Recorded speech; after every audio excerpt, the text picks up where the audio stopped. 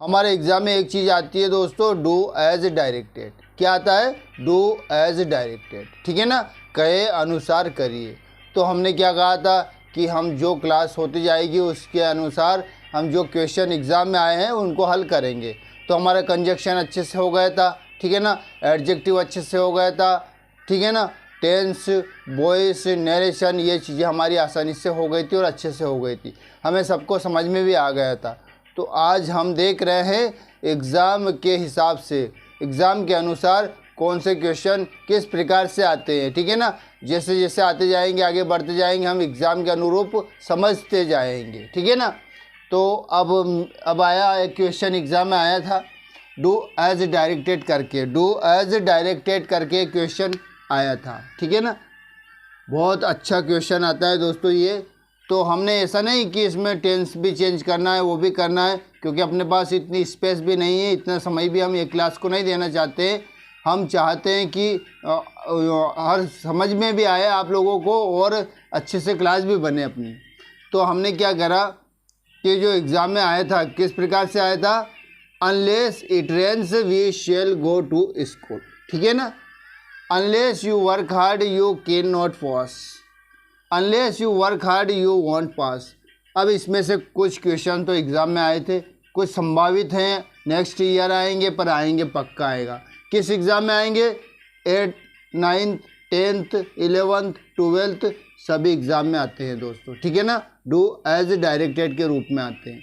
तो क्या करना होता है इसमें करना होता है री right the sentence using if in place of unless, ठीक है ना। ये अनलेस की जगह if in place of unless जहाँ है वहाँ पे क्या लिखना है हमको? इफ लिखना है। तो दोस्तों इफ लिखना है तो ऐसा कैसे नहीं कि अनलेस को हटा दो और इफ लिख दो, उसके लिए कुछ चेंजेस और भी होते हैं, है ना, उसको समझना है हमको।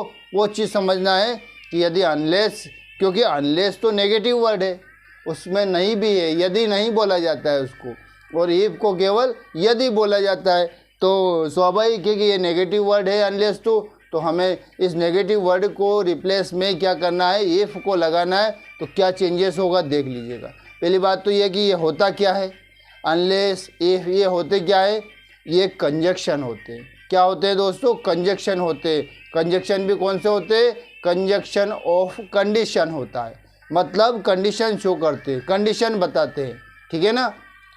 क्या होता है? ए सब ऑर्डिनेटिंग कंजक्शन होते हैं। कौन से होते हैं? सब ऑर्डिनेटिंग कंजक्शन होते हैं, जो adverb class of condition, adverb class of condition को इंट्रोड्यूस करते हैं। मतलब समझ में आया कि ये इफ और अनलेस क्या होता है? कंजक्शन होते हैं दोस्तों।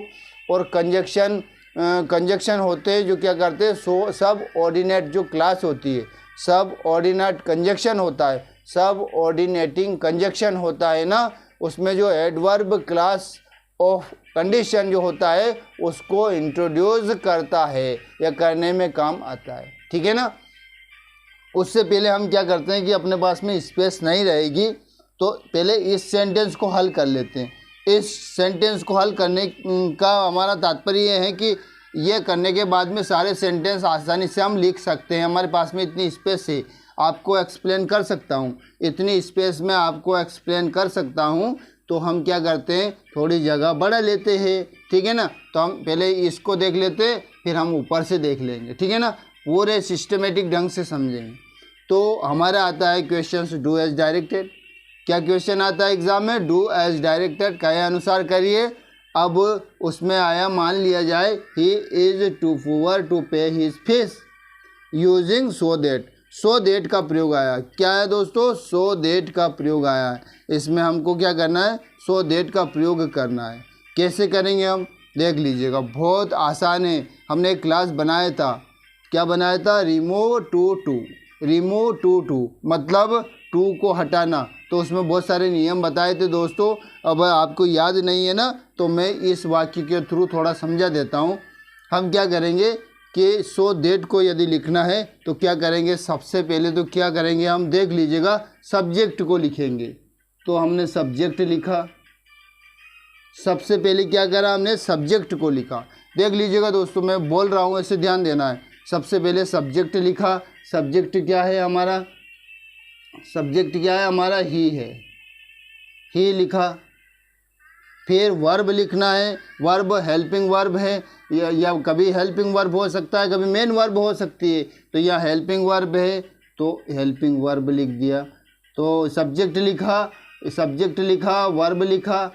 और अब देख लीजिएगा हमारे पास में क्या है? टू है।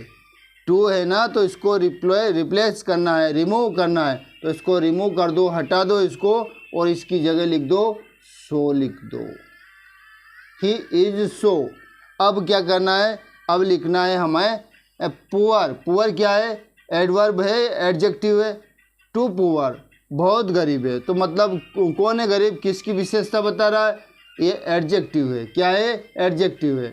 तो he is too poor, so poor, he is so poor. हमने क्या करा? पुअर लिख दिया।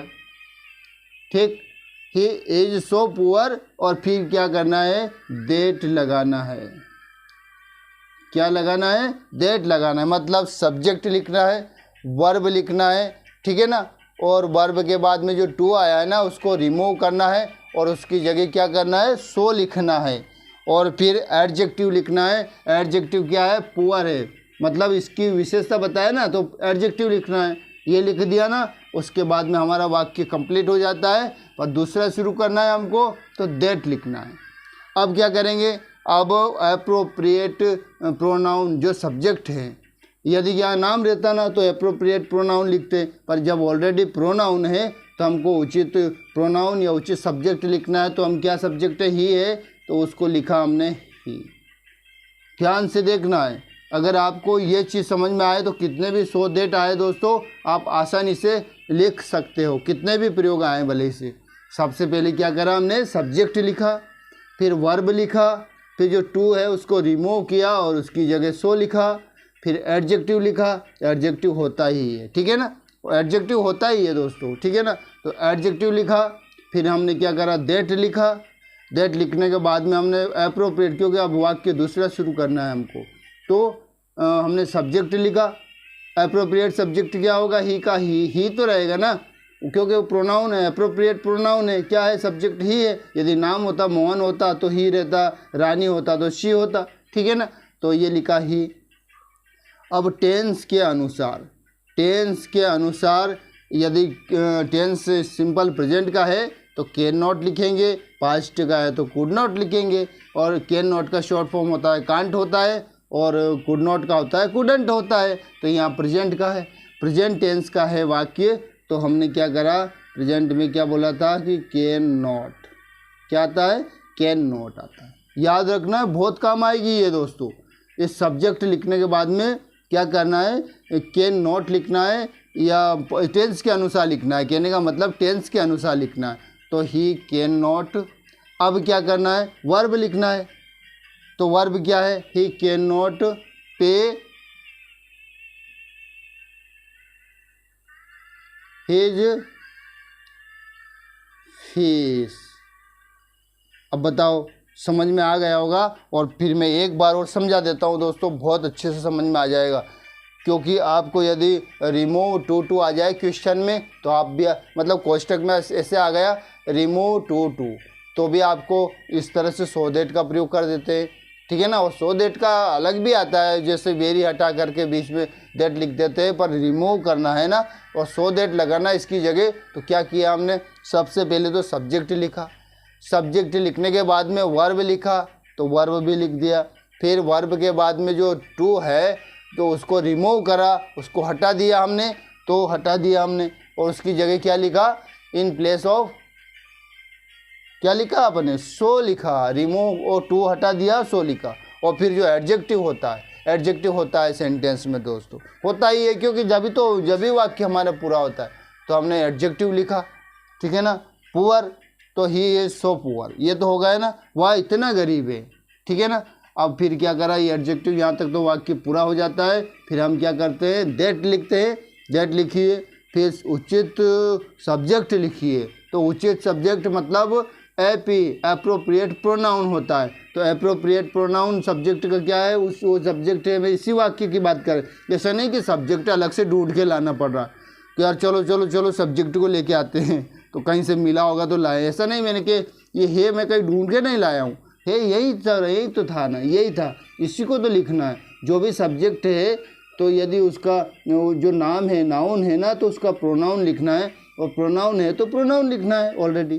तो he is so poor that he के बाद में क्या करना है, ये प्रेजेंट टेंस का है तो कैन नॉट लिखना है, पास्ट का है तो कुड नॉट लिखना है। तो कैन नॉट की जगह कांट भी लिख सकते हो, कोई दिक्कत नहीं है। तो ही कैन नॉट। फिर वर्ब क्या है, पे चुकाना, पेन चुकाना होता है, और हीज फीस, पे हीज फीस। अब क्या हो गया वाक्य देखो, ही is so poor, he is so poor he can not that he can not पे हिज फीस। वह इतना गरीब है कि वह फीस नहीं चुका सकता, वह इतना गरीब है कि फीस नहीं चुका सकता। समझ में आ गया दोस्तों, सबको समझ में आ गया कि सो दैट का प्रयोग कैसे करते, सो दैट को कैसे लिखते हैं, कैसे टू को रिमूव करते हैं। ये ना ये टू है और ये टू है, देख लीजिएगा। यदि ऐसे क्वेश्चन आए ना, रिमूव टू, मैंने क्लास बना रखी है दोस्तों, बहुत अच्छे से बना रखी है, पर कभी आपको समझ में नहीं आए ना तो अब आसानी से समझ में आ जाएगा, ठीक है ना। तो क्या किया हमने, रिमूव टू किया या so that, using so that को प्रयोग किया हमने, तो क्या किया वो अच्छे से आपको समझ में आ गया, ठीक है दोस्तों। अब हमारे पास में स्पेस हो गई हैं, बहुत अच्छे से स्पेस हो गई हैं। वेयर इज़ द डस्टर, तो बहुत अच्छे से स्पेस हो गई है, हम आसानी से अब समझा सकते हैं, ठीक है ना, बहुत आसानी से समझा सकते हैं, ठीक है ना। अब भले से आपको दिक्कत भी नहीं आएगा, देखने में दिक्कत नहीं आएगी, आपको समझने में दिक्कत नहीं आएगी, ठीक है ना। और अच्छी बात है दोस्तों, अगर आपको समझ में जितना अच्छा है, मैं तो यही चाहता हूँ, ठीक है ना। मैं तो क्या चाहता हूँ, मैं तो ये चाहता हूँ कि we should try to speak English, हमें इंग्लिश बोलना चाहिए। कहीं भी जाओ, हर जगह हमें इंग्लिश का प्रयोग करना है, इंग्लिश को बोलना है, धारा प्रवाह बोलना है, धड़ल्ले से बोलना है यार, राइट रॉन्ग पर ध्यान में नहीं देना है। हाँ, तो मैं बात कर रहा था, अब फर्स्ट सेंटेंस की बात कर रहा हूँ मैं, कि ये जो अपना आया, rewrite the sentence using if in place of unless शब्द नेगेटिव वर्ड है और इफ है पॉजिटिव वर्ड है, ठीक है ना। पर ये क्या है, कंडीशन वाले ये चीज़ कंडीशन बताते हैं। मतलब क्या है कि ये जो कंजक्शन होते हैं ना, कंजक्शन ऑफ कंडीशन होते हैं, ठीक है ना। कंजक्शन कनेक्टर तो होते ही हैं, दो वाक्यों को जोड़ने का काम तो करते ही हैं, पर ये कंडीशन बताते हैं। मतलब कंडीशन वाला वाक्य जब वो लग जाए ना, तो उसके बाद कंडीशन लगना ज़रूरी है, तभी तो वाक्य का खुलासा होगा, ठीक है ना। क्या कंडीशन है कि यदि ये होगा तो वो हो जाएगा, यदि ये नहीं होगा तो वो भी नहीं होगा, ठीक है ना। यदि ये होता है तो वो हो जाएगा, मतलब इस प्रकार से कंडीशन है। देख लीजिएगा, ये कंडीशन के साथ जुड़ा है। अनलेस इट रेन्स, यदि वर्षा नहीं होती है, कंडीशन है। कंडीशन क्या बताया कि वर्षा नहीं होती है तो we shall go to school, हम स्कूल जाएंगे। वर्षा नहीं होती है तो हम स्कूल जाएंगे। अगला देखो, ये भी कंडीशन देखो, अनलेस यू वर्क हार्ड, यदि तुम कठिन काम नहीं करते हो, यू कैन नॉट पास, तुम पास नहीं हो सकते। ये भी कंडीशन, ये 1 2 3 वाले कंडीशन वाले वाक्य जो क्या है, कंजक्शन ऑफ कंडीशन है, ठीक है ना। अनलेस यू वर्क हार्ड, यदि तुम कठिन काम नहीं करते, यू वोंट पास, तो तुम पास नहीं होगे, ठीक। तो ये कंडीशन है, यदि कठिन काम नहीं करते हो तो ये नहीं होगा, वो नहीं होगा। यदि कठिन काम नहीं करते हो तो ये नहीं होगा। यदि बरसात नहीं होती है तो जाएगा, पॉसिबल है, बरसात होगी तो कैसे जाएगा। तो यदि बरसात नहीं होती है तो ये कंडीशन है, ये कंडीशन है, यदि बरसात नहीं होती है तो हम स्कूल जाएंगे, हम बाज़ार जाएंगे, हम वहाँ जाएंगे, यहाँ जाएंगे, ऐसे कहीं भी जा सकते। तो समझ में आए ना। तो क्या करना है आपको, देख लीजिए, कंडीशन को देखो कि यह क्या कह रहा है कि यदि बरसात नहीं होती है तो हम स्कूल जाएंगे, सही है, स्कूल जाएंगे। अगर बरसात नहीं होती है तो हमने क्या करा, इफ़ इफ़ लिखना है ना अनलेस की जगह, इफ़ लिखा। अब ध्यान रखना है कंडीशन वाले वाक्य में ये नॉट लिखना जरूरी है, ठीक है ना। कंडीशन वाले वाक्य में नॉट लिखना जरूरी है। कैसे देख लीजिएगा, इफ़ इट, अब ये प्रेजेंट का है ना सिंपल का, तो डज नॉट पर लिखा नॉट जरूरी है। नेगेटिव में बनाना है उसको, क्योंकि ये नेगेटिव वर्ड तो चला गया ना, जब वो गया ना तो उसके साथ बहुत सारी चीज़ें, बहुत सारी जमात ले गया, वो नेगेटिव को भी ले गया, वो अकेला नहीं गया, वो नेगेटिव को भी ले गया। तो हम वापस से लिख रहे हैं, पर उसको नहीं ला रहे हैं, हम लिख रहे हैं। दूसरे को बिठा दिया कि भैया तू आजा, हम और चीज़ें ले आएंगे तेरे लिए, और व्यवस्था करेंगे तेरे लिए अच्छी अच्छी चीज़ों की व्यवस्था करेंगे। तो जब ये इफ़ आया ना तो इसके साथ में डज नॉट को लाया गया। उसने कहा कि जो उचित है, जो वर्ड जो योग्य है, जो सूटेबल है वही लाएंगे। ऐसा नहीं कि हाँ कुछ भी लेकर आ जाएंगे। तो डर मत, डोंट, डरने की ज़रूरत नहीं है, ठीक है ना, डरने की ज़रूरत नहीं है। तेरे लायक, तेरे लिए जो शब्द आएगा ना वही लाएंगे। तो हम ले आए यहाँ पे, ये प्रेजेंट का था सिंपल का, तो डज नॉट ले आए। If it does not rain, rain मतलब बरसात, यदि बरसात नहीं होती है, ठीक है ना, तो क्या we shall go to school. तो ये तो बात सही है। क्या सही है कि we shall go to school, ठीक है ना। यदि बरसात नहीं होती है, कंडीशन बता दी कि यदि बरसात नहीं होगी ना तो हम जाएंगे यार, तो जाएगा पॉसिबल। ऐसा नहीं कि बरसात नहीं होती है तो हम नहीं जाएंगे, बरसात में होती है तो कैसे जाएंगे हम, बारिश में कौन जाता है भीगने के लिए। तो ठीक है ना, वो कंडीशन पहले बता दिया कि यदि बरसात नहीं होती है तो हम स्कूल जाएंगे, और यदि बरसात होती है तो हम स्कूल नहीं जाएंगे, ठीक है ना। तो ये बात हो गई, ये कंडीशन हो गई हमारी, है ना। तो ये कंडीशन बताता है, ये कंजक्शन क्या है, ये कनेक्टर है पर एक कंडीशन बता रहा है। क्या कंडीशन बता रहा है कि यदि बरसात नहीं होती है तो हम क्या करेंगे, हम स्कूल जाएंगे, ठीक। अब आगे देखो, ठीक है ना, ये समझ में आ गया कंडीशन के हिसाब से। ऐसा नहीं, देखिए अब आप अपन रोटी खाते हैं, खाना खाते हैं, तो रोटी के साथ सब्जी ले सकते हैं, पर ऐसा नहीं कि जो राबड़ी खा रहे हैं, बहुत सारा राबड़ी खाते हैं ना, तो राबड़ी के साथ सब्जी से नहीं खाते हैं ना, उस तो मिल्क का, वो तो जो चीज़ होती है योग्य, जो उचित होती है वही करते हैं। ऐसा नहीं कि राबड़ी के साथ भी सब्जी खा रहे हैं, है ना, चावल के साथ क्या खा रहे हैं, उसके साथ क्या खा रहे हैं, ऐसा नहीं है ना। जो जिसका कॉम्बिनेशन है, जो जिसके लिए ही बना है, रोटी सब्जी नाम से स्पष्ट हो रहा है, रोटी सब्जी मतलब उसका क्लियर है कि रोटी है तो सब्जी, और सूटेबल। ऐसा नहीं कि बहुत सारे तो कोरा ही खा जाते हैं, मिर्चा में खा जाते हैं, मैं मिर्ची में खाता हूँ कभी कभी ऐसा मौका आ जाता है मिर्ची में खा लेते, वो कंडीशन के हिसाब से है ना, वो तो हमारा आर्थिक कंडीशन के हिसाब से।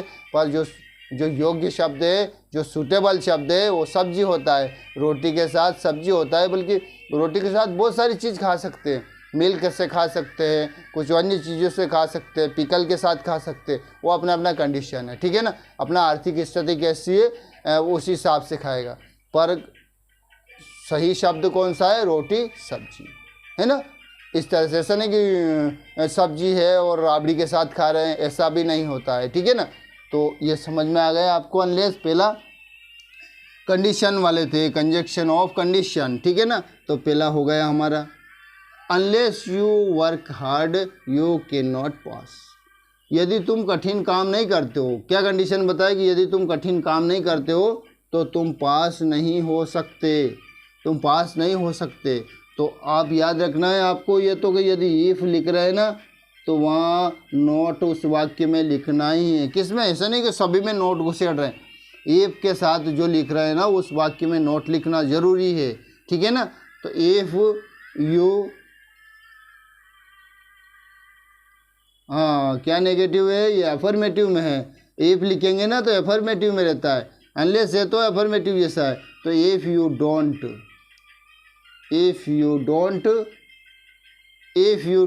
Work hard, if you don't work hard, क्या मतलब हो रहा है, कंडीशन बता रहा है कि यदि तुम कठिन काम नहीं करते हो, यदि तुम कठिन काम नहीं करते हो तो यू कैन नॉट, ऐसा कैसे ही लिख दिया। पहले हम समझते थे ना दोस्तों, तो क्या होता था हमारे साथ में, बहुत बड़ी घटना हो जाती थी। हमने कहा अरे हमको समझ में आ गया, हमको और सर बोलते हैं समझ में आया, वो सर शॉर्ट में बता देते हैं कि कुछ नहीं होता, अनलेस की जगह इफ़ कर दो और वो वैसा का वैसे ही लिख दो, है ना। वो कैन नॉट बहुत सारे सेंटेंस में कैन नॉट लिखते थे यार, ऐसा कैसे तो लिखना है, खाली इफ़ लिखा हमने तो, पर वो ऐसा नहीं समझा था कि इफ़ यदि आएगा कंडीशन, पहले तो कंडीशन वाली साइड में आएगा, ऐसा नहीं कि वो इफ़ कहीं दौड़ के उधर चला गया, ऐसा नहीं, वो कंडीशन बताने के लिए आता है ना, तो कंडीशन के लिए आता है फिक्स। उसने कंडीशन बताया कि यदि तुम कठिन काम नहीं करते हो, यदि तुम कठिन काम नहीं करते हो तो तुम पास हो ही नहीं सकते हो, तुम्हारा दाजी की ताकत नहीं कि तुम पास हो जाओ, तो इसलिए कठिन काम करो, कठिन काम करो, ठीक है ना। तो कंडीशन बताया कि if you don't work hard you can not पास, मतलब यदि तुम कठिन काम नहीं करते हो तो तुम पास नहीं हो सकते हो किसी भी कीमत पर, ठीक। तो उन्होंने क्या करा, कंडीशन बताया है, कंडीशन के हिसाब से हमने अगले उसके सामने वाला जो वाक्य है उसमें क्या करा, कैन नॉट लिखा, ऑलरेडी लिखा हुआ था, कभी भूल से नहीं लिखते हैं ना, कोई हो सकता है एग्ज़ाम में पूछा कि नहीं लिखा ना, तो आपको लिखना अनिवार्य है यदि कंडीशन ऐसी बता रहे, यहाँ कंडीशन ऐसी थी। तो कोई यार आपको याद है, आपको ये यार आपने तो याद है कि यार नोट नहीं है यार, या तो हो सकता है एग्जामिनर भूल गया होगा या कि इन्होंने नहीं बताया होगा। कंडीशन ये कह रही है, कंडीशन क्या कह रही है, आपको जानते हो बरसात क्या होता है, बरसात होती है तो सब जानते हैं कि बरसात होते है तो स्कूल यार पानी बहुत गिर रहा है, अपन कहते हैं ना पानी बहुत गिर रहा है यार, नहीं जाएँ स्कूल तो नहीं जाएँ कॉलेज तो, क्यों, क्योंकि पानी गिर रहा है। तो कंडीशन ये था कि पानी गिर रहा है ना, इसलिए स्कूल नहीं जा रहे हैं वो, और यदि पानी नहीं गिरता है ना तो जब पानी नहीं गिरेगा ना तो क्या करेगा, वो स्कूल जाएंगे, और यदि पानी गिरता है तो स्कूल कैसे जाएंगे वो, तो स्वाभाविक है। तो पॉजिटिव बता रहा ना कि यदि बरसात नहीं होती है तो स्कूल जाएंगे, पक्का है, तो फिक्स है, नहीं पानी उगड़ गया चलेंगे अब तो अपन नहीं कहीं रुक जाते हैं ना, अरे उगड़ गया पानी तो चलो चलो चलो चलो, इस तरह से आगे बढ़ जाते हैं। पर इसमें ऐसा नहीं है, इसमें if you don't work hard, यदि तुम कठिन काम नहीं करते हो तो ऐसे थोड़ी ना कि ऐसे लिख दिया कि यू कैन पास, ये नोट नहीं लिखा कि यदि तुम कठिन काम नहीं करते हो तो यू कैन पास, मतलब तुम विधायक के लड़के हो तुम पास हो सकते हो, ऐसा है क्या, नहीं। इसने कंडीशन बताया कि यदि कठिन काम नहीं करते हो तो तुम पास नहीं हो सकते हो, बिल्कुल नहीं हो सकते हो, ठीक है ना। तो इस प्रकार से हम कंडीशन के हिसाब से वाक्य को देखते हैं, ऐसा नहीं कि हर कोई कहीं घुसेड़ दिया हमने। तो इसमें ज़्यादा कुछ नहीं किया हमने, वो तो नेगेटिव वर्ड को हटाया ना अपने, तो उसने कहा, उसने ऐसा इसलिए पूछा कि यार एग्जामिनर तो परीक्षा लेता है, स्टूडेंट की परीक्षा लेता है, उसके लिए क्या ज़रूरी, एग्जामिनर को क्या काम है कि काम नहीं करोगे तो, वो तो एग्जामिनर बन तो गया, ऑलरेडी बन गया है, उसको क्या कठिन काम करने का ज़रूरत है, उनको तो कॉपी चेक करना, एग्ज़ाम लेना, ये। पर उनको तो वो तो आपको जांचना चाहता है ना, आपको क्या याद है, इसीलिए, ठीक है ना। तो अनलेस की जगह हमने क्या किया, इफ़ लिखा, और उसी वाक्य में क्या करा हमने, ये उसी वाक्य में नेगेटिव भी लिखा, हमने उसको नेगेटिव भी बनाया वाक्य को, क्योंकि नोट लिखना अनिवार्य है, जब इफ़ आया तो नोट लिखना अनिवार्य है। तो if you don't work hard you can not पास, यदि तुम कठिन काम नहीं करते हो तो तुम पास नहीं हो सकते। दोस्तों अब आपको कन्फ्यूजन होना ही नहीं है ना, इफ़ अनलेस का कन्फ्यूजन होगा ही नहीं, देख लीजिएगा। अब यदि ऐसा आया और आपको पूछा कि अनलेस का प्रयोग करो, यहाँ ऐसा आ गया कि rewrite the sentence using unless in place of if. अब ये इफ़ है, ऐसा वाक्य दिया आपको, इस ऐसा वाक्य दिया तो इसका उल्टा हो जाता है क्या, कि आपको क्या करना है कि अनलेस लिखना है, फिर ये नेगेटिव पोर्शन हटाना है, नेगेटिव पोर्शन हटाना है, क्योंकि वो तो नेगेटिव लेके आ रहा, उसका नेगेटिव लेके आ रहा, अपना नेगेटिव काय को लेगा है ना, तो वो उसका सामान लेके आ रहा है, उसका पाना पुनी जो भी रहा, वेयर इज़ द डस्टर यार सर, जब इतना समय हो गया ढूंढ नहीं सके तो वो उसका सामान लाएगा ना।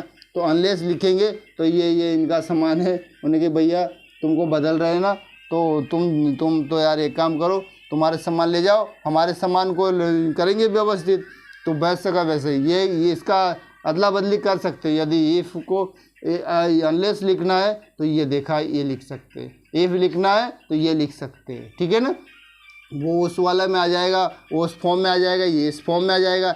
ऐसा नहीं है क्योंकि अपन के यार इफ़ की जगह इफ़ को हटाया और अनलेस को लाया तो डबल नेगेटिव हो रहे हैं ना, उसके साथ वो खुद भी नेगेटिव लेके घूम रहा है, फिर क्या होगा, बेचारा वो भी नेगेटिव लेके घूम रहा है और अपन एक और लिया है डबल लिया है, उनके लिए तो उनका नुकसान हो रहा है ना।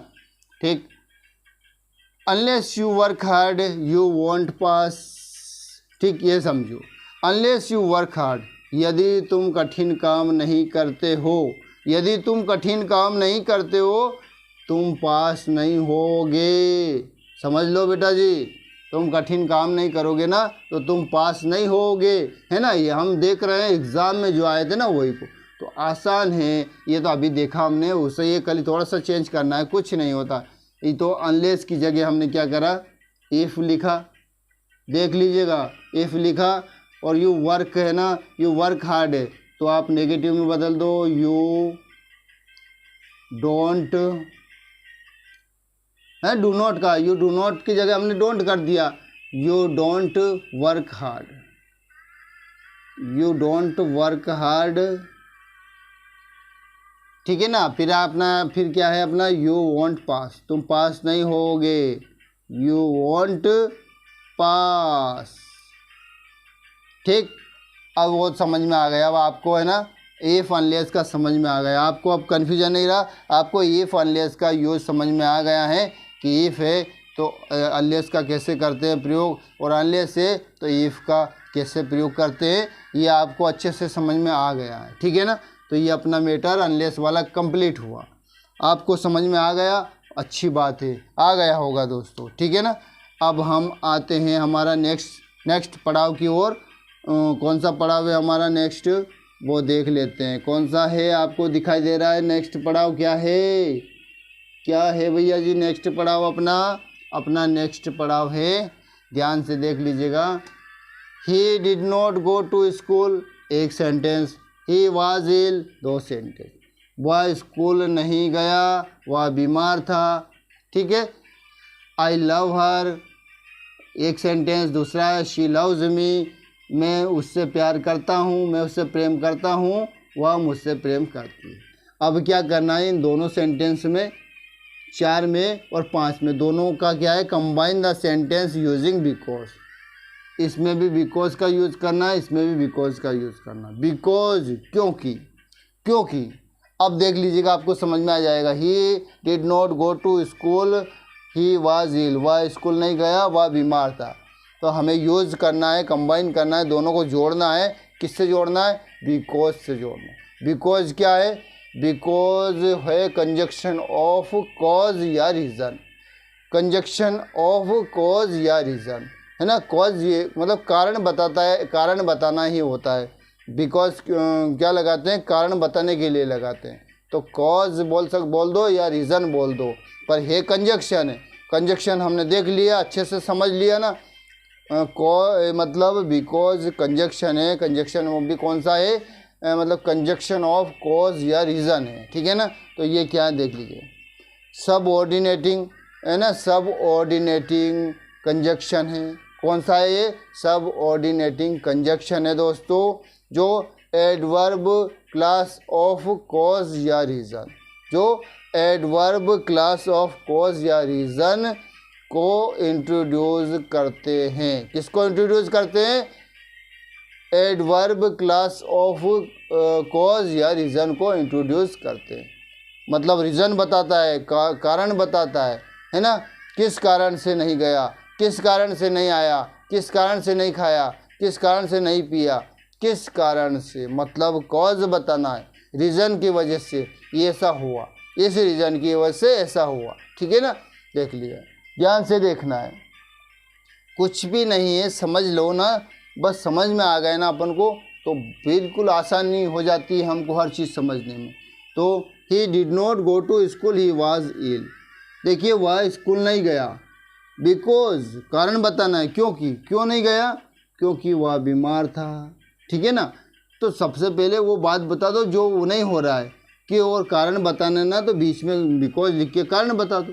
देखो कैसे, जब से मैं लिख रहा हूँ इधर कि ही डिड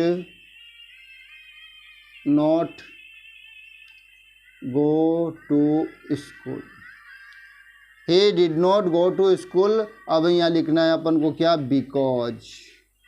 बिकॉज ही, अब दोनों वाक्य एक ही कर रहे हैं ना, तो ये यहाँ कैपिटल में था तो हम तो स्मॉल में कर रहे हैं। He was ill. अब देखो, वह स्कूल नहीं गया क्योंकि वह बीमार था, ठीक है ना।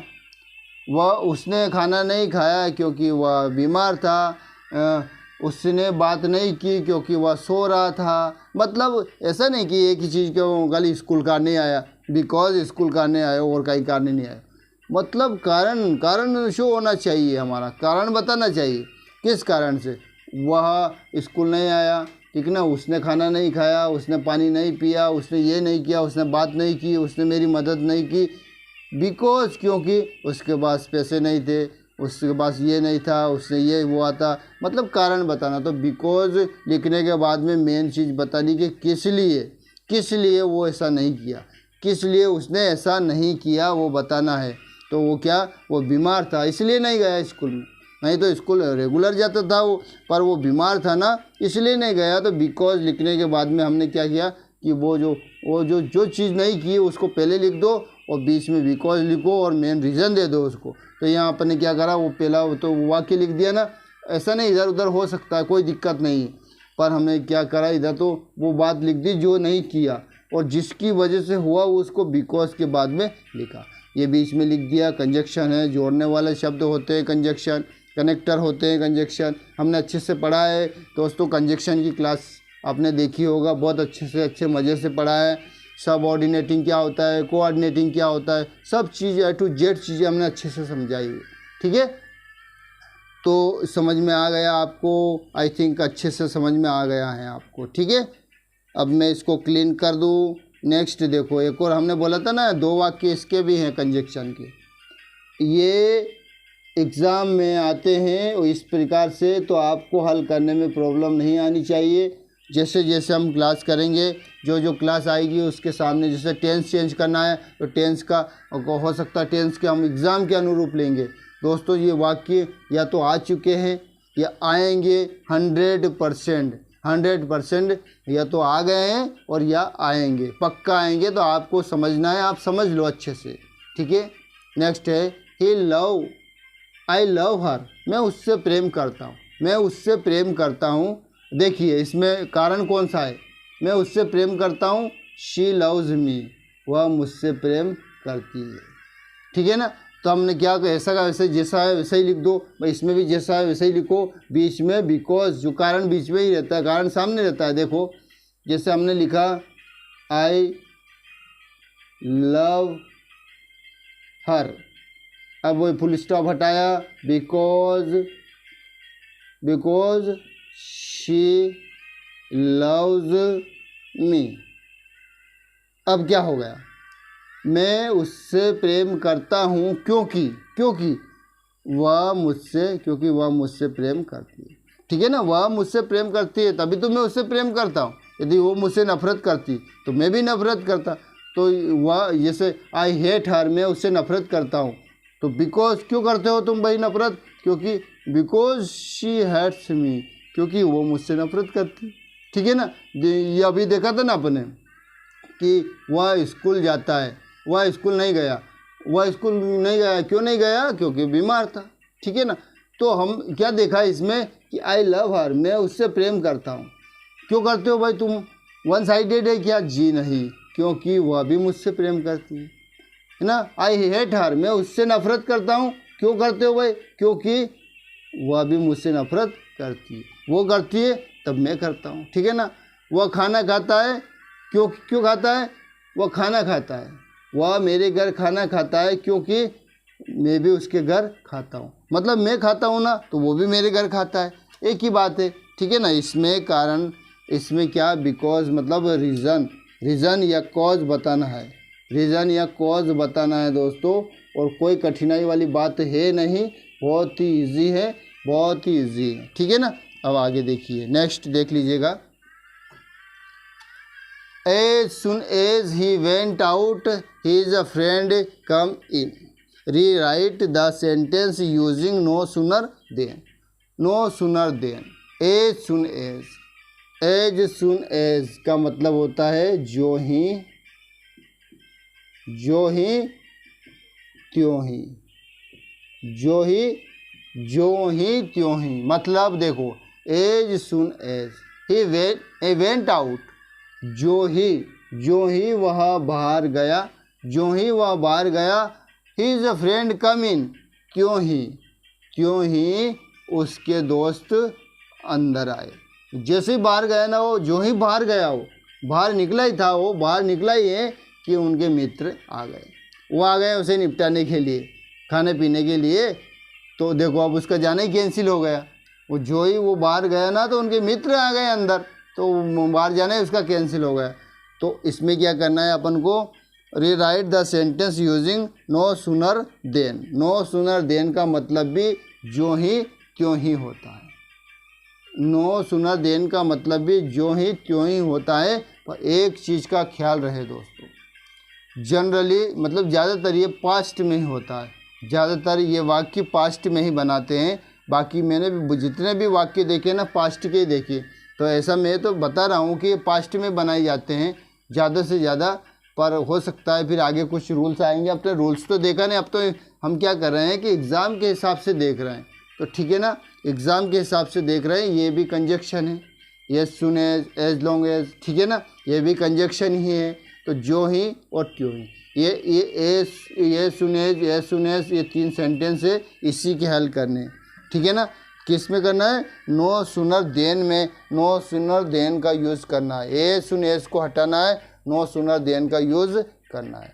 तो ए सुन एज का मतलब होता है जो ही त्यों ही, वो का वही सेम नो सूनर देन का मतलब भी होता है जो ही त्यों ही होता है। तो ए सुन एज मिश्रित संयोजक है, कौन सा है, कंपाउंड कंजक्शंस होता है।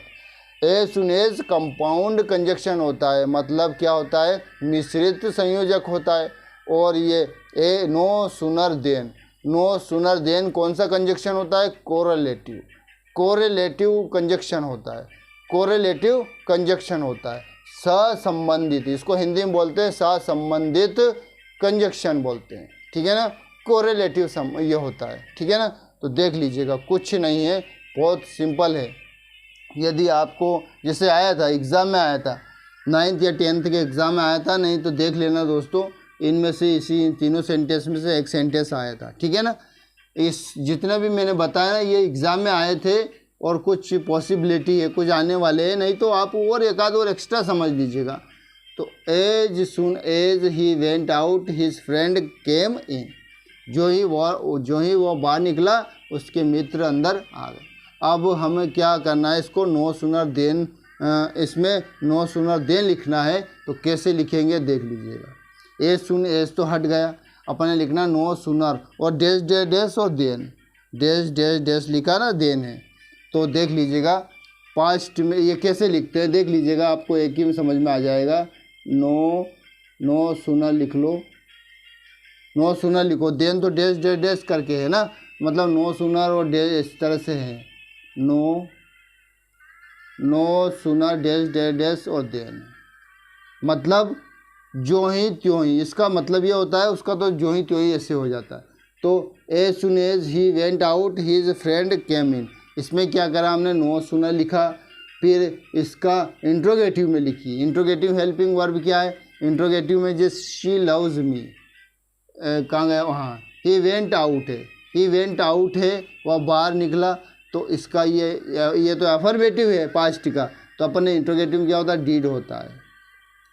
डिड लिखा, सब्जेक्ट लिखा, डिड ही, वेंट का होता है गो, ठीक है। No sooner than did he go out, did he go out. अब देखो देन, अब दूसरा यहाँ से दूसरी कोमा लग रहा है ना, तो कोमा हटा दो और देन लिख दो। देन हिज फ्रेंड केम इन, बाकी तो वैसा का वैसा ही लिख दो, वैसा का वैसा ही लिख दो। No sooner did he go out than his friend came in, जो ही वह बाहर निकला उसके मित्र अंदर आ गए, ठीक है ना।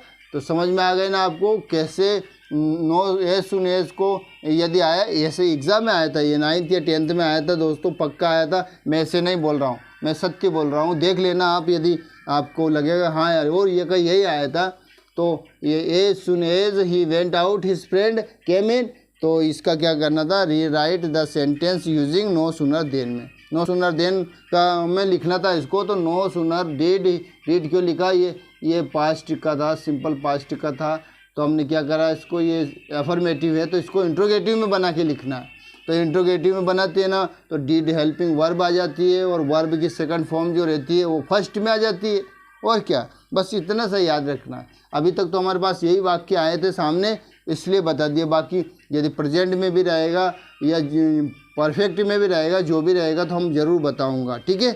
तो हम अगला देख लेते हैं, ठीक है ना, आपको ये तो समझ में आ गया। अभी तो 3 वाक्य हैं, 3 वाक्य में तो आपको समझ में आ ही जाएगा, इसमें नहीं आया तो अगले में आ जाएगा पक्का, उसमें नहीं आएगा तो अगले में आ जाएगा पक्का, ठीक।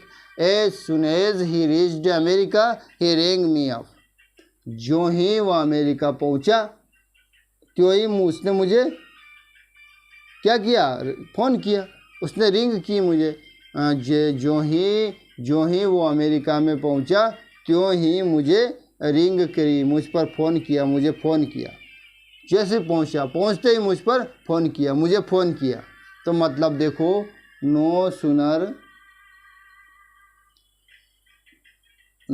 सूनर, ठीक।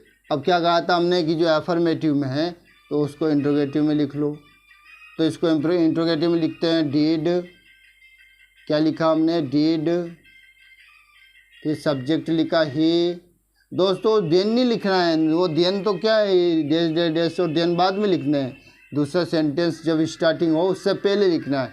तो no sooner did he reach, first form है रीच अमेरिका, देन, ठीक है ना, जो ही वो अमेरिका में पहुंचा त्यों ही then he rang me up, ठीक। समझ में आ गया, फर्स्ट समझ में, सेकंड समझ में आ गया, फर्स्ट समझ में आ गया, थर्ड और देख लेते हैं तो आपको अच्छे से समझ में आ जाएगा दोस्तों, बहुत अच्छे से समझ में आ जाएगा, मैं गारंटी दे रहा हूँ कि आपको बहुत अच्छे से समझ में आ जाएगा, ठीक है ना, यदि आपने देख लिया तो। थर्ड क्या है, as soon as the thief saw the police, जो ही चोर ने पुलिस को देखा, as soon as thief saw the police he ran away, त्यों ही भाग खड़ा हो गया, जैसे उसने पुलिस को देखा ना तो वैसे ही वो भाग खड़ा हुआ, ठीक है ना। तो इसमें हमने क्या करना है, नो सूनर देन का यूज़ करना है, तो नो सूनर, नो लिखा, सूनर लिखा। अब देखो ये सब्जेक्ट यहाँ तक है हमारा, ये है एफर्मेटिव का है, सिंपल पास्ट का, तो हमने क्या इंट्रोगेटिव में लिखना है, याद रख लेना, बस कुछ नहीं होता है, सिंपल बात है। तो इंट्रोगेटिव में ऐसा अगर हो सकता है पास्ट का, पास्ट परफेक्ट का है तो हेड लिखना है, यदि उसमें the thief had seen the police तो अपने हेड पहले लिखना है, वो जो मतलब एफर्मेटिव है तो उसको इंट्रोगेटिव में बदलना है, कहने का मतलब 100 बात की एक बात, वो एफर्मेटिव में रहता है तो आपको क्या करना है, उसको इंट्रोगेटिव में लिखना है। तो इसमें the thief saw the police, तो मतलब did the thief see the police,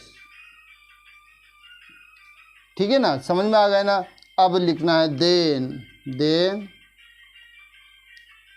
ये कॉमा हटा देना है, फिर तो देन ही रेंग, क्योंकि अब अपन एक बना रहे, देन ही रेन अवे